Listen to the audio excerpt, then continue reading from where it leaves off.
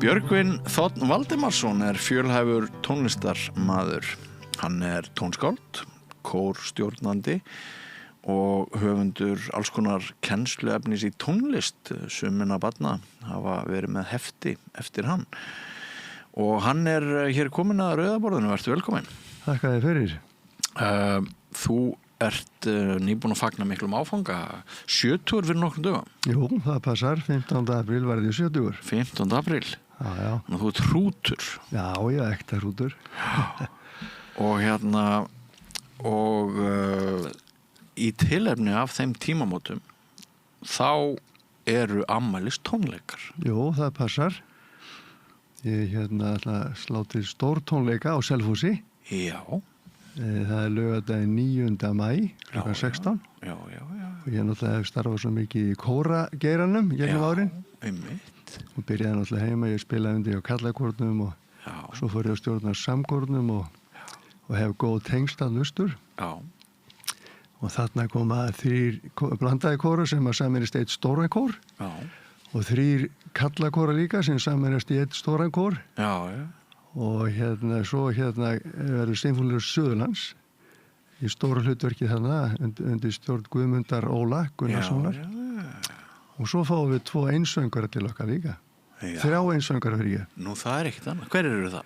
Það Dísela Lárusdóttir, sopran, og svo það Alexander Jarl Þorsteinsson, tenor, og Einar Þór Guðmundsson, baríton.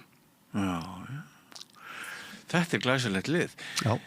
Hvernig tengist þetta þínu höfundaverki, sem sagt, allt þetta fólk? Já, það náttúrulega, ég hef átt í láni að fagna að margir hafa nú flutt mína tónlist. Þetta byrjaði nú allt saman, ég egnaðist píanó svona 15-16 ára gamall og þá fór ég að semja tónlist. Þetta var svona eitthvað ástríða hjá mér. Svo fór ég að stjórna samkór Selfoss, svona rétt rúmlega 20. Og þá fór nú boltinn svona að rúlla. Þá skynjaði það svona, kórar voru svolítið mikið að flytja allt þetta sama, efni við Sverruland og mér langaði að gera eitthvað öðru sig. Og ég skrifaði fyrir kórinn og útsetti líka mikið. Og maður var fyrir það að aðsókn tónleika jókst verulega. Þannig að þetta svona smitaðist út í samfélagið og sem dæmi þegar ég tek við samkórnum að þá hélt hann yfirleitt alltaf eina tónleika í Selfossbúi. En eftir ég tók við hann þá vorum við alltaf með 3 tónleika, hvorki meina minna. Svo spilaði ég líka stundum á trompeti með kórnum og við höfum líka frábæran undirleikara. Þannig að Geirþrúði Fanníu Bógadóttur, svo ég færi nú rétt með það. Og svo fengum við einsöngvara, líka til þessu okkur. Og þetta svona, þarna fór boltinn virkilega að rúlla hjá mér. Og þú sagðir að þú hefur verið kornungur þegar þú samdir þín fyrstu lög. Já, ég hef verið svona 15-16 ára. Þegar ég byrjaði svona að fikta í þessu, svo þróast þetta svona áfram. Það nú margir sem að halda einhver eldgamall kall til dæmis hafi samið undir Dalnar sól. En ég var bara 20 þegar ég samdi það lag. Varstu bara 20 þegar ég samdi það? Já, þá var formaður samkórsins heima.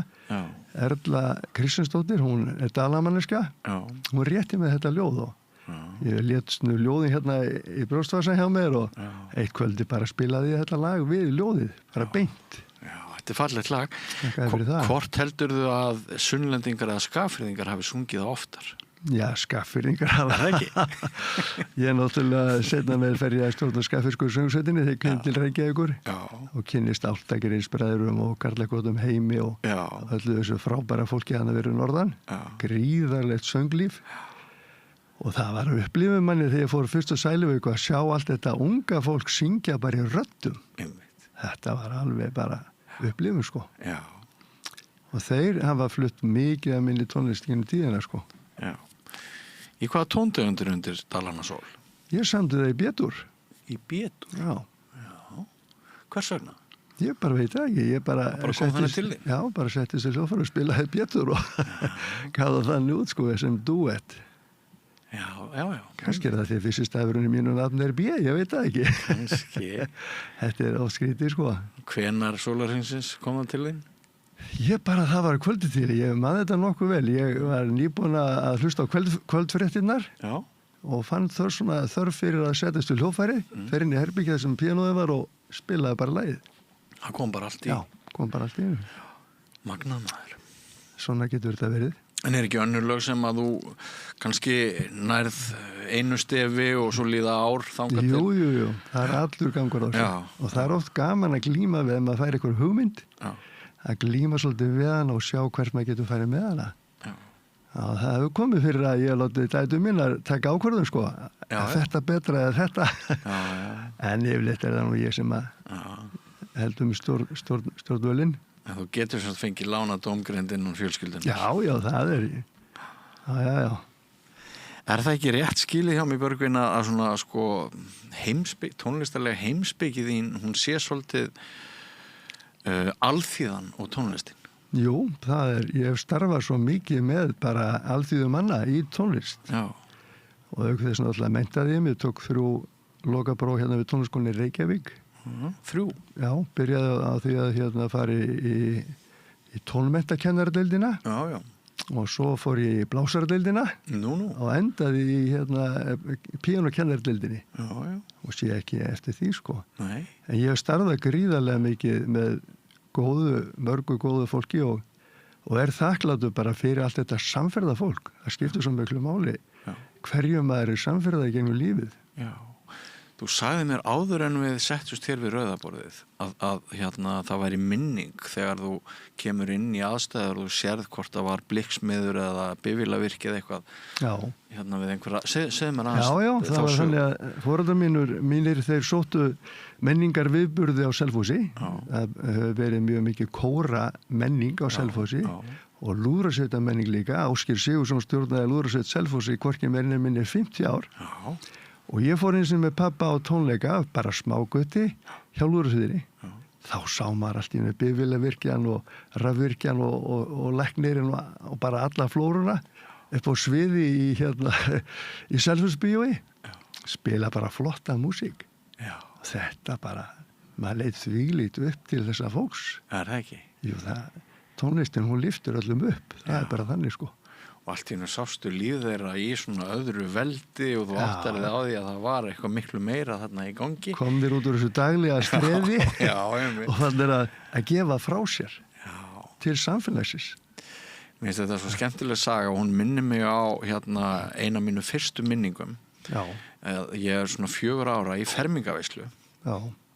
Og ég er strax búin að koma mér upp einhverjum hugmyndum það að veðurbörðu bændurnir sem eru í kringum mig, þetta eru svona sumparsvolítið erfiðir menn, háskalegir jafnvel og harðir.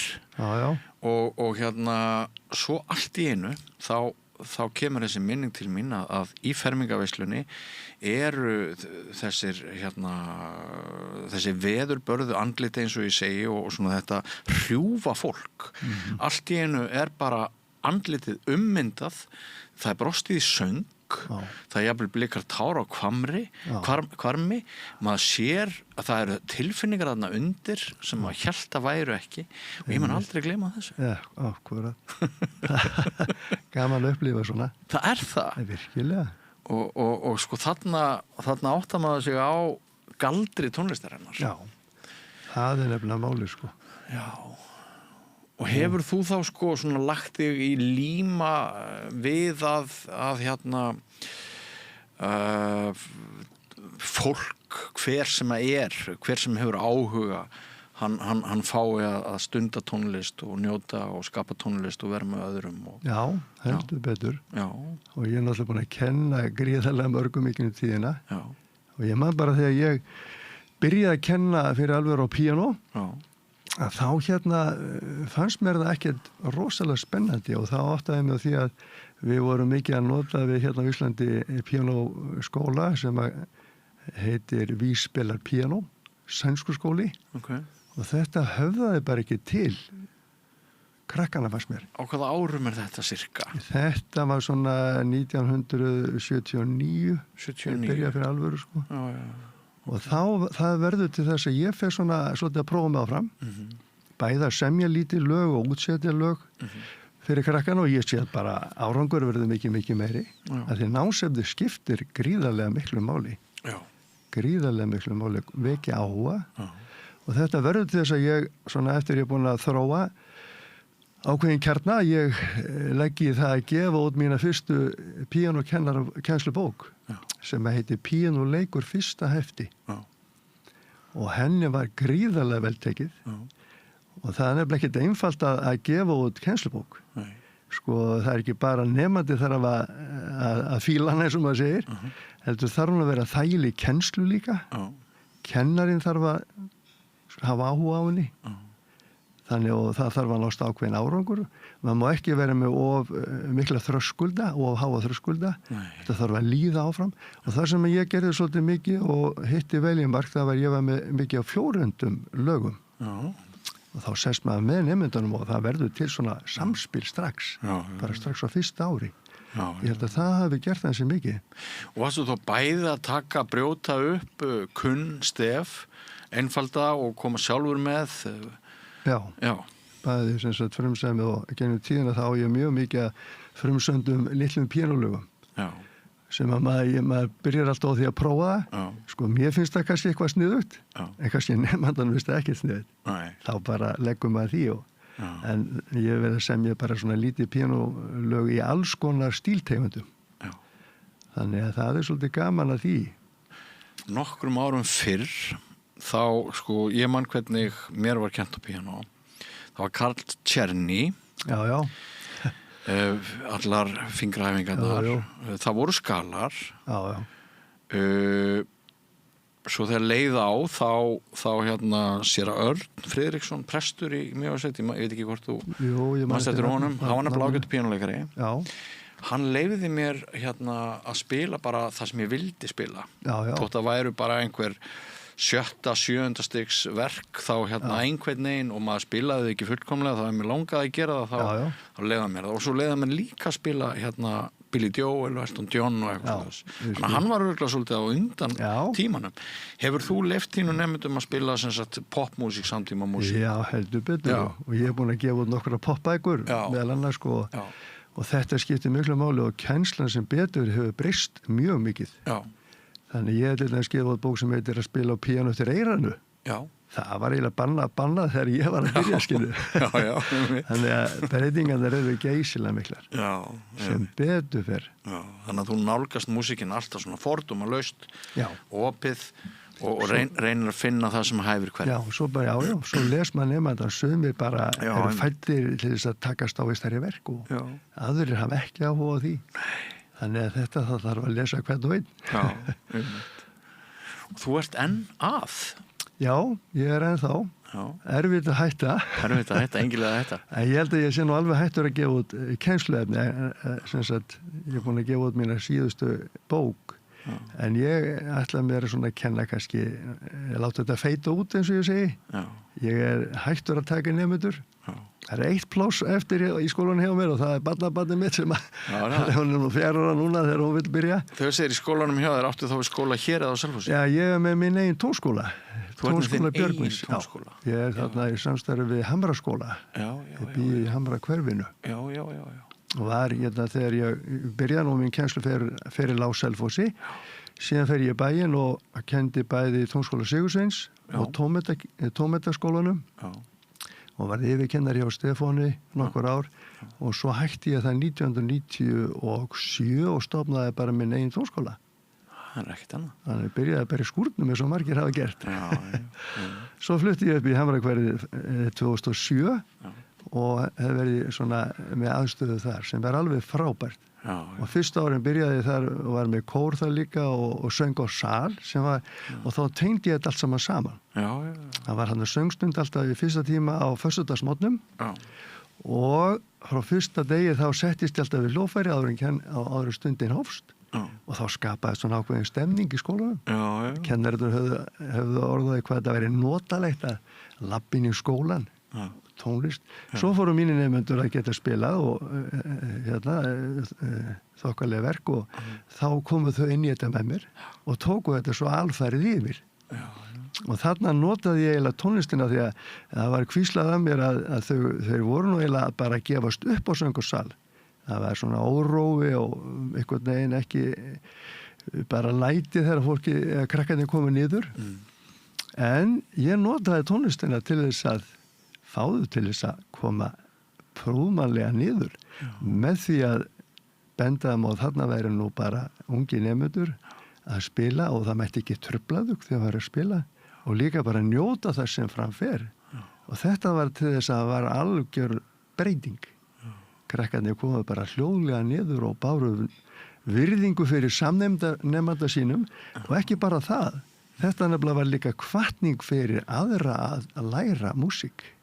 Þannig að sáuðu, jú, heyrðu, úr því Jón getur lært, þá lít ég geta líka lært, skilju. Nákvæmlega. Og það var alveg bara sprenging, sko.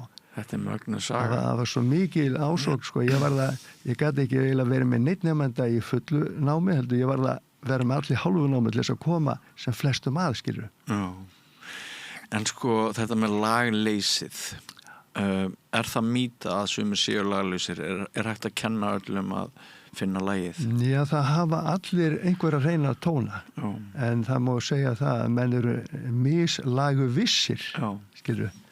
En oft það þannig ef þú hefur eitthvað sem að leiðir það áfram að þá kemur þú með, skilju. En ef það er náttúrulega sagt upp að þú sést laglaust þá náttúrulega er bara verið að brjóta nema þetta niður, sko. Þannig að það þarf að fara varlega í það, sko. En finnst þér ekki magnað hvað hvað sko, þú ert að tala um að svona sumt tónlistar snið, ef maður getur sagt sem svo, hentar þessum og svo er eitthvað annað sem hentar öðrum. En finnst þér ekki magnað hvað jafnvel fólk sem elst upp við líkar félagslegar aðstæður, hvað sumir krakkar eru gættir rosalegum hæfileikum og enginn veit af hverju. Já, þetta er nefnilega alveg magna. Það er alveg magna. Það er magna, sko. Það er það. Ég manni mitt eftir Víkingi Heiðari, sko, hann var bara það. Erla sem kendi honum fyrst í tónlistarskóla. Hún sagði, þetta er bara einhver gammal jazzisti frá Bandaríkjunum, sko. Hann bara settist við hljóðfærið og bara það voru töfrar, sko. Þetta er magna, sko. Hvaðan kom þetta? Ja, þetta er eins og þeir komið með eitthvað nesti með sér inn í lífið. Komið nesti. Það er misjaflega gefið, sko. Þetta er bara meira háttar, sko. Þannig að við þurfum að huga þessum sálum, en við þurfum ekkert síður að bara muna eftir því að tónlistin hún er jafnaðartæki, hún er leikur, hún er alþýðu menning. Ein saga fyrir ekki sem að hún Gíja Jóhanns, fiðlukennari, hún kendi nú flestum í symfóníunni til þess að byrja með, sko. Hún sagði með eina sögu af þessu. Hún var með nemanda sem var bara mjög slappur. Og en svo hittir hún þennan nemanda sinn löngu seinna fyrir tilviljun erlendis. Og hvað heldur hún hafi verið með á bakinu? Hún var með fiðlunum sín á bakinu. Hugsaði. Þó hún gæti ekki mikið, þá gaf henni þetta svona mikið. Var það? Þannig að fiðlan var í rauninni besti vinnurinnar. Hann er lífsföru nautur. Þetta segir svolítið mikið. Það gerir það. Maður þarf að vera mjög opinn, sko, stund hjá nefnendu þá gengur kannski illa fyrst, svo allt í hennu fara þær að blómstra, sko. Þannig að maður þarf að taka öllum, opnum örmum. Og þú notar ólíka nálgun eftir því, svona þegar þú ert búin að greina nemandann til svona stöðu hans, tilfinningar og bakgrunn, þá beitur nefndur þín ólíkum kennsluaðferðum eftir því hverju þeir eru. Já, það er ekki spurning, sko. Það gerir það. Sko, eigum við aðeins að ræða svona prógramið á þessum stór tónleikum sem framundan eru, liggur það alveg fyrir eða mun einhverju koma þar á óvart? Ég veit það nú ekki, en jú, ég hafði samband við hann Guðmund Óla fyrir ábyggilega 2 ef ekki 3 árum síðan. Þannig að svona stóran viðburð það náttúrulega skipuleggja með löngu fyrirvara. Má ég aðeins skjóta inn í einni spurningu áður en þú heldur áfram? Sinfóníuhljómsveit Suðurlands undir hans stjórn. Starfar hún allt árið kring eða? Hún gerir það, má segja, sko, hún er mikið með skólatónleika sem er mjög gott mál og og svo alltaf með yfirleitt jólatónleika og tónleika hring og páskana og þá samstarfi stundum við kóra og stundum sjálfstæða tónleika. Núna erum við að stækka hljómsveitina upp í 40 manna band. Þannig ég þú nú ekki alveg fullir það, en ég heldum að hann allavega ekki oft verið svona stór. Nei. Þannig að þetta virkilega gaman að þessu. Og Guðmundur Óli sko áður kunnur á Kapútópnum, það ekki? Svo fer hann norður, með Sinfóníuhljómsveit Norðurlands. Já, yfir 20 ár þar sko. Yfir 20 ár þar? Já. Svo stjórnar hann í Óperunni og Sinfóníuhljómsveit Suðurlands og Sinfóníuhljómsveit Austurlands. Akkurat. Og svo hann líka með Kammerkón Norðurlands. Já, hann enn með hann. Þannig það nefnilega frábært, sko. Það svolítið annað að stjórna kóri eða hljómsveit, en hann bara nokkuð jafnlegur á þetta, sko. Já, einmitt. Það málið, sko. Magnaður tónlistarmaður. Virkilega flott að starfa með honum. Já. Og hann kom með þetta fyrstu æfingunum daginn til þess að móta þetta, sko. Og það alltaf gaman að fá, sko, ferska og nýja svona sýn á það sem var að gera. Já. Hann svo fullorðins. Hann bara orðið þroskaður. Já. Einmitt. Nei, ég verð þarna með bæði einsöngslög og dúetta og til dæmis ég með 2 svona dúetta sem ég sendi í ópertustíl. Það bara, eins og ég segi við kórfólki, þá verður það ímyndið sér þessu komin í kjólfötin og síðu kjólana og hef ég okkur svolítið upp í léttleikan. En svo verður það kallakórnir, þetta verður svona cirka 100 manna kallakór, hvorki meina þessi 4 kórar. Hvað er þetta að segja? Og þeir flytja Rangárþing, ég samdi það, 1991 eða 2. Ég ætlaði að fara austur að hjálpa pappa að smíða glugga og hurðir í bústæði minn, en þá sýndi hann með þetta ljóð og þá samdi ég það. Og tilninga honum, hann fæddur og uppalinn í Rangár og allir síslunni. Og þá ég eiginlega að heyra það stykki í fyrsta skipti eins og ég hugsaði uppala. Já. Að þegar ég sé ljóðið þá byrja bara upptökin á Þjórsá. Da da da da da da da da da da og síðan spinni ég sem sagt fjallarhringin og það náttúrulega, maður getur gert svo mikið að litbrigðum í hljómsveitinni, skilur. Sem ég get ekki bara í píanónu sem forspil á tónleikum, sko. Skemmt. En þarna sem sagt ég búin að skrifa 5-6 mínúta svona stykki fyrir áður en kórin kemur inn, sko. Já. Og ég að heyra þetta fyrsta skipti. Vá. Þannig að það verður gaman. Já, svo ég með annað kallakórslega sem flestir hafa kallakór hafa sungið Stíga á bak, svona hestamanna, fílingur í því. Já. Og þannig að svo endum við á verki sem heitir Jörð. Og ég skrifaði það fyrir Skagfirðsku söngsveitinu sínu tíma, Bjarni Stefán Konráðsson á textan. Og þann fjallar textin það og verkið land í mótun og allt sem fylgir því. Náttúruöflin, sko. Og mikið læti og svo náttúrulega fegur landsins lýst inn á milli, skilur. Og svo kemur aftur annað gos, skilur, þannig að þetta endalaus saga. Og enda bara með gríðarlegum látnum, sko. Ég finn það alveg að þetta stykki sem að fólki svona býður mest eftir að fá að flytja með hljómsveit. Og þá náttúrulega kemur gríðarlegt afl inn í þetta. Þannig að það verður gaman að upplifa þetta og ég búin að endurskrifa það svolítið að hluta til að því að maður þroskast náttúrulega með vinni og endurskoðar, þú veist, hlutina eins og þú þekkir. Þegar líður á ævina. Einmitt. En yrkisefniðin sækjur mikið í íslenska náttúru. Landslag og... Já, landslag og bara fyrstu lögin mér alltaf verða til við ljóð gömlu eins og Davíð Stefánssonar og Stefánsson Hvítadal. Þannig að og svo þróast þetta svona áfram. En það var eitthvað sem að gerist í kófinu að þá, það oft þannig að það myndast svona sérstök stemning að þá bara opnast einhverja gáttir. Og það var þessi stemning, allt stoppaði og ég bara sat kvöld eftir kvöld og skrifaði sem sagt svítu mínar æskustöðar. Og fyrsti kaflinn heitir æsku minningar við Ölfusá. Ölfusá var náttúrulega lífæð Selfossbæjar og maður var að veiða þarna og horfa á fossbændur veiða þarna í störmum við ána og svona. Og næsti kafli heitir í fótbolta á Stjánatúni. Túni bara hinum við göttuna þar sem ég ólst upp. Og hann mátti í fótbolta þar og svo eitt kafli sem heitir Gamli skótinars pappa.